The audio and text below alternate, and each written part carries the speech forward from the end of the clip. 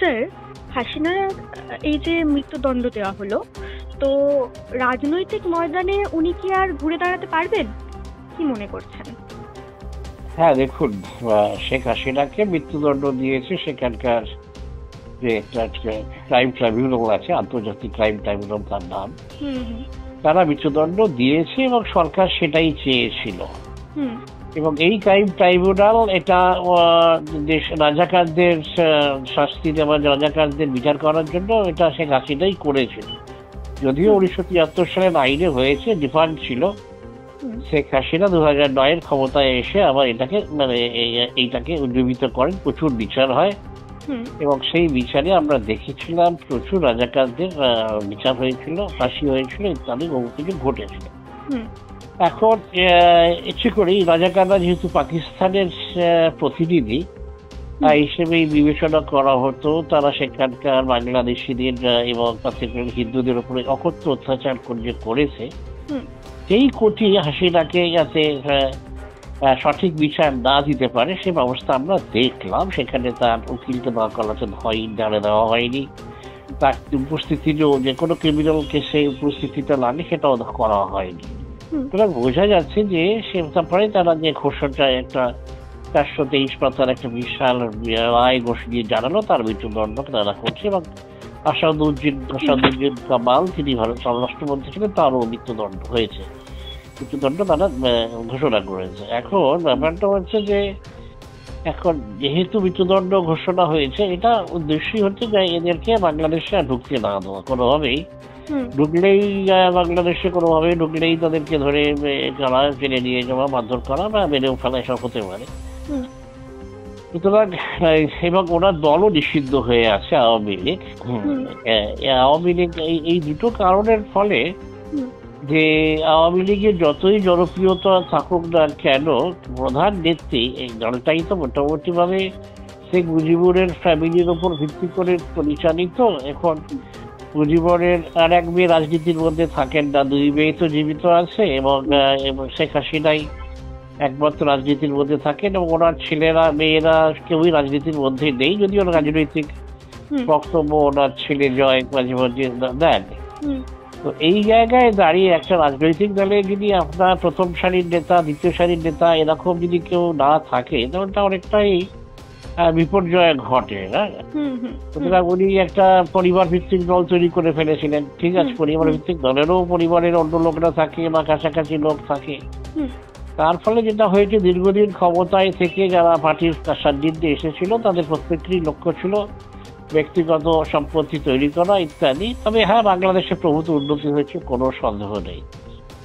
এখন এই জায়গায় দাঁড়িয়ে একটা দ্বিতীয় বিপ্লব হয়েছে বলে বাংলাদেশে যারা এখন রয়েছেন তারা মনে করছেন। দ্বিতীয় বিপ্লব তারা বলতে, এনসিপি বলে নতুন পার্টি তৈরি হয়েছে।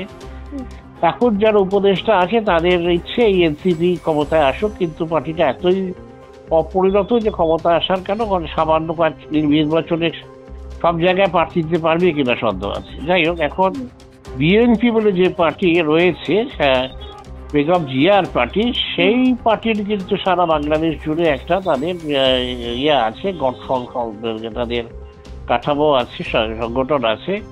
নির্বাচন যদি আওয়ামী লীগ না করতে পারে, মানে এরা জিততে পারে। আমরা দেখেছিলাম পাকিস্তানে একই কেস হয়েছিল। পাকিস্তানে ইমরান খানের পার্টি পিটিআই কে ব্যান করে দেওয়া হয়েছিল, তারপরে তারা অন্য নামে সেখানে ইন্ডিপেন্ডেন্ট নামে তারা দাঁড়ায়, কিন্তু খুব একটা সুবিধা করতে পারেনি।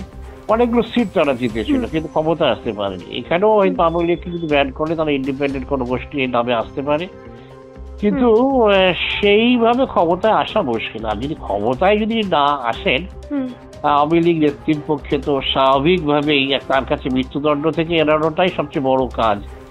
হ্যাঁ, সুতরাং উনি যে বাংলাদেশে ঢুকতে পারবেন, রাজনীতি করতে পারবেন, বয়স তো আর ওনার 50-এর দিকে না, 78 বছর বয়স, 78। তার ফলে ওনার পক্ষে বাংলাদেশে যে আর যাওয়া যাবে বলে এই মুহূর্তে তো মনে হচ্ছে না, কেননা উপদেষ্টা সরকার যথেষ্টই তাদের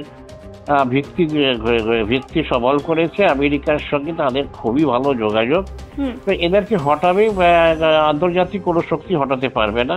তৃতীয় রেভলিউশন কোনো হবে কিনা এই মুহূর্তে তার কোনো চিহ্ন নেই। সুতরাং এই এই এই অবস্থাতে যে বলাই যেতে পারে যে আওয়ামী লীগের পতন মোটামুটি ঘটে গেছে বাংলাদেশে। হ্যাঁ, আচ্ছা, মানে এরকম কি কোনো সম্ভাবনা আছে যে আওয়ামী লীগ ভবিষ্যতে আবারও ঘুরে দাঁড়াতে পারবে?